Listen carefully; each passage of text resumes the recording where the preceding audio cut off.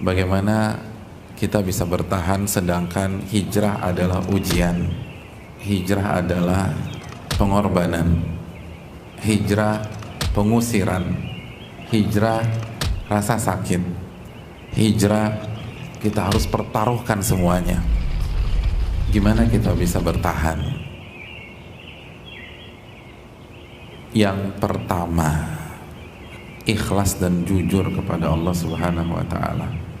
Allah berfirman tentang orang-orang yang hijrah dalam surat Al-Baqarah ayat 218. Innal ladzina amanu wal ladzina hajaru wajahadu fi sabilillah ulaika yarjuna rahmatallah wallahu ghafurur rahim.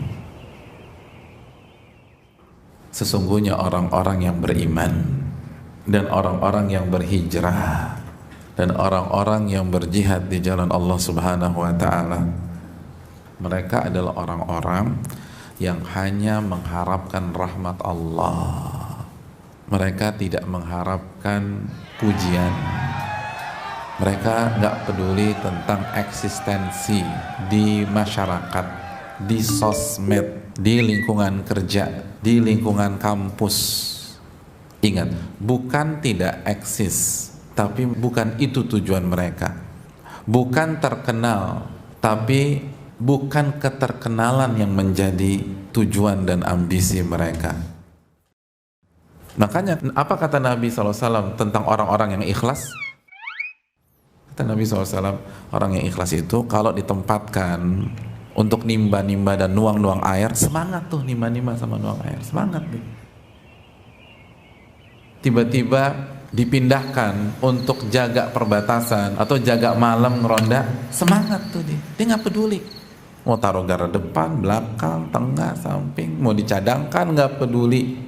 Kenapa? Karena yang penting rahmat Allah.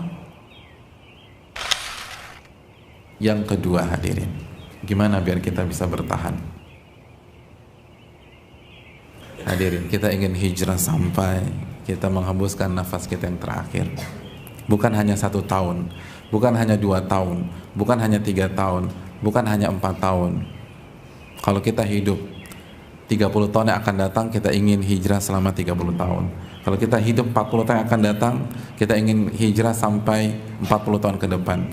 Oleh karena itu, jadilah seorang pelari maraton, bukan menjadi sprinter. Dan yang jadi masalah, banyak yang hijrah di awal-awal jadi sprinter semua. Semua dikejar sama dia, semua dibaca, lalu langsung dipraktekkan di dalam keluarganya. Bukannya praktekkan, didakwahi semuanya, dikumpulin tuh seluruh keluarga besar. Seperti Nabi mengumpulkan orang-orang Quraisy. Ya benar, Nabi mengumpulkan orang Quraisy itu setelah berapa tahun beliau eksis dengan mereka. Allah berfirman dalam surat Al-Isra ayat 106, wa Qur'anan faraqnahu litaqra'ahu 'alan nasi 'ala mukth wa nazzalnahu tanzila. Al-Quran kami potong-potong saat kami turunkan, potong-potong, nggak komplit Al-Fatihah sampai An-Nas langsung disuguhkan, kami potong-potong. Biar apa?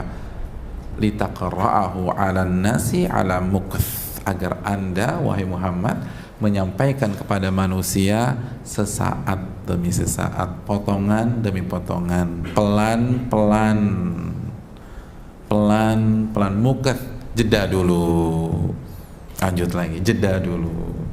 Wa nazzalnahu tanzila, dan kami turunkan itu secara berangsur-angsur, bertahap, khususnya dalam belajar dan dalam mengamalkan. Karena kan belajar otomatis harus berjalan paralel dengan pengamalan.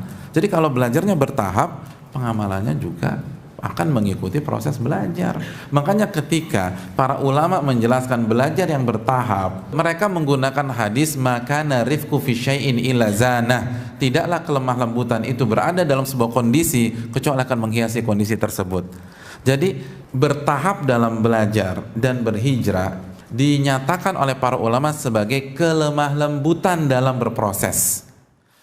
Innallaha rafiq yuhibbur rifqa fil amri kulli aw kama qala. Allah tuh yang maha lembut dan Allah suka kelembutan di dalam setiap situasi.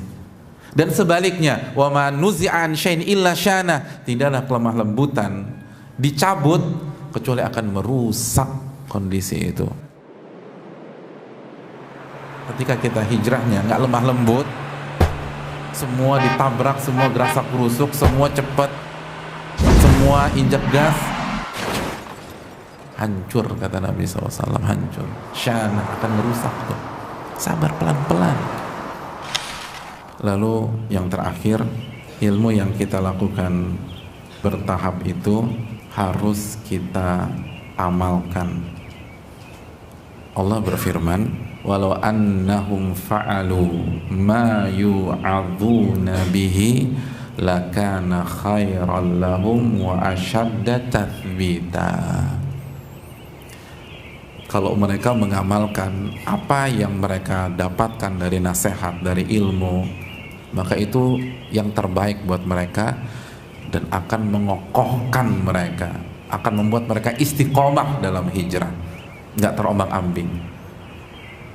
Nah itu tadi, kenapa harus bertahap dalam ilmu? Karena ilmu itu bukan teoritis, ilmu itu bukan retorika, ilmu itu dapat diamalin, baru antum akan istiqomah dalam hijrah. Antum bertahan. Kalau antum nggak amalkan, nggak akan bisa. Itulah kunci sukses hijrahnya para sahabat, sebagaimana yang dikatakan Utsman bin Affan. Kita dulu belajar sama Nabi 10 ayat, 10 ayat. Wala yujawizuhunna, dan kita nggak akan melangkah ke ayat ke-11 sampai kita sudah amalkan ke-10 ayat tersebut. Pelan-pelan mereka. Itu yang buat mereka sukses. Pelan-pelan. Bertahap.